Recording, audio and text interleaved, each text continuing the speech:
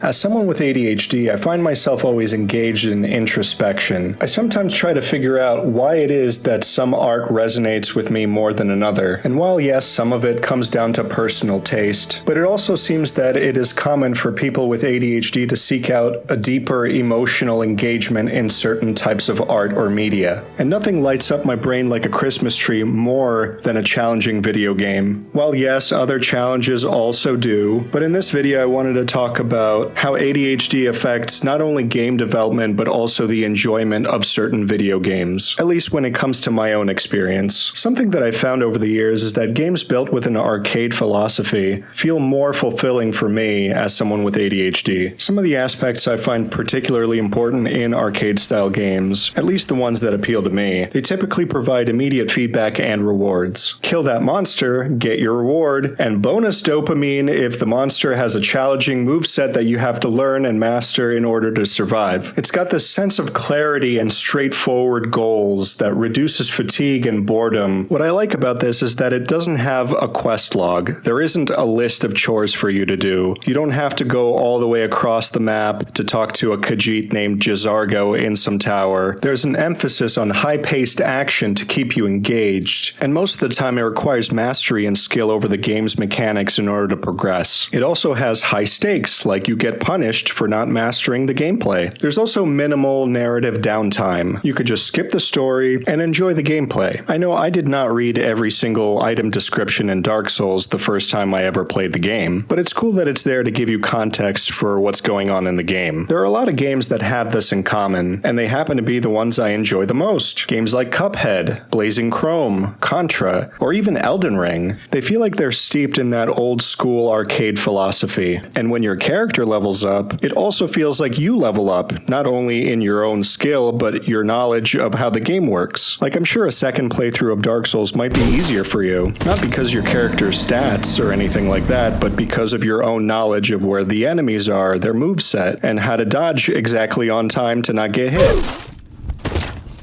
And failing to engage with the mechanics properly could end up with consequences of failure, which you do get punished for. But what happens if you take away some of these aspects from these games? What if you don't require mastery of the mechanics to progress? What if there are no consequences for failure? And what if there is no high-paced action to keep you engaged, as well as interrupting gameplay for narrative purposes and having a lot of downtime? Unfortunately, my brain just completely disengages from this, which also affects how I design my own game. When I first released the initial demo for my game Ghost Knight: A Dark Tale on Steam. Go check it out. I got a lot of feedback that the game was too hard and that I needed an easy mode. So in a panic, I added an easy mode, but it is one that I feel that I was not proud of. The changes that I made for the easy mode felt like it trivialized the entire design of the game. I didn't enjoy it myself, and I did not want to put anything that I did not enjoy myself in the game. So prior to the Steam Next Fest that I participated in, I ended up getting rid of the easy mode, and instead I made alterations to some of the enemy placement, the spawn rate of the enemies, and a section of the level that felt like it went too long between checkpoints. This to me felt like it did make the level just a little bit easier without compromising on the vision and the design of the game. In going through this, I wanted to check out how other games that are challenging alter their gameplay in order to make it easier for their easy mode, while still keeping all those aspects of the arcade design philosophy, and not compromising the vision of that design. So I started with one of my favorite classics, Contra 3. One of the things that stood out to me was that the changes were fairly minimal between modes. For instance, in normal mode, there's a demon dog rummaging through the garbage, and once you walk past it, it starts to chase you. This does not happen in easy mode. I also found that the enemy spawn rate of the enemies that appear on either side of the player is a bit slower in easy mode. It also seems that the tank you get to drive in for a portion of the level has a little bit more health in easy mode. And in easy mode, the giant turtle boss at the end of the level was not able to fire off some of his abilities that he was doing in normal mode. But hard mode, though, is a whole other story. The dog chases you. Dudes are shooting projectiles as soon as they see you. The shots move like double the speed. Your tank seems to have less health. In easy mode and normal mode, you're able to destroy these fireballs that act as obstacles in your path. But in hard mode, no such luck. And the boss for this level was way more aggressive. He shot projectiles from his heart. He shot projectiles from his face. He spawned a bunch of insects from his back, and appeared to have overall more health than normal mode and easy mode. And the biggest change overall is that the last boss of the game is actually not the true final boss, and the only way to fight the true final boss is actually to beat the game entirely in hard mode. You could say that this is some content that was locked behind a skill wall, but it also could act like a bit of a reward for the player who decided to play it in hard mode. But I felt Contra 3 definitely did not compromise on a lot of its vision with its easy mode. In fact, there wasn't too much of a difference between the easy mode and the normal mode, and only the biggest difference being in hard mode. Moving on to Super Ghouls and Ghosts was actually a very similar experience. Between all the modes, it felt like the spawn rate had changed, as well as the movement speed of all the enemies, and the fire rate of each projectile that they shoot. Other than that, it didn't really feel like there was much of a difference between each mode. But when the fire rate of enemy projectiles is faster as well as the enemy speed, you have to be more alert and react accordingly. The way they made easy mode in Cuphead, they seem to get rid of final phases of each boss.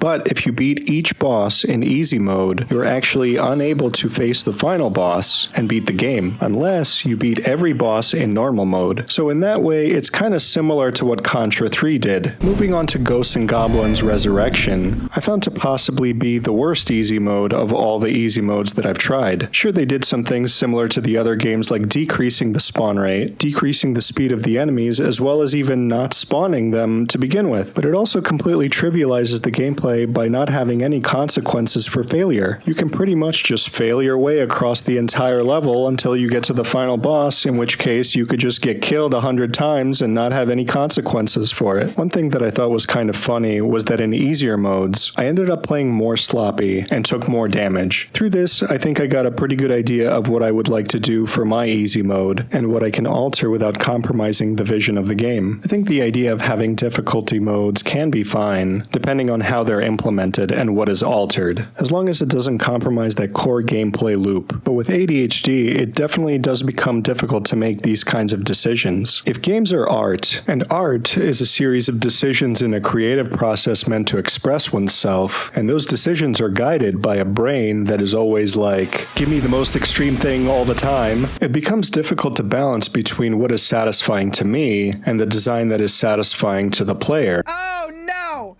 Oh no! Okay. だけどネタに走ってていいね。嘘でしょ。最初にこんなのやらせる？こんなのやらせる？よかった。完全に理解した。 What has been really interesting and quite informative this year has been watching how people, YouTubers, streamers have been playing my game. And what I learned was people that had the least amount of difficulty were people that were more familiar with arcade-style design. This does give me vibes of like classic platformer games with certain enemies running at you like that. Because I feel like a lot of platformer games these days use just like static enemies going back and forth all the time. That made me think of Donkey. I shouldn't be comparing games. But those are all things that I really like. You know, Donkey Kong Country 2. この今のエフェクト。おっと。大体予想してた。なんか落としてくると思ったんですよ。ただ。あ、これ楽しいやつだ。これは面白いですね。痛い。何あれ、一時的に無敵になる？マーク知ってるぞ。パックマンで見たことある。はい、回復。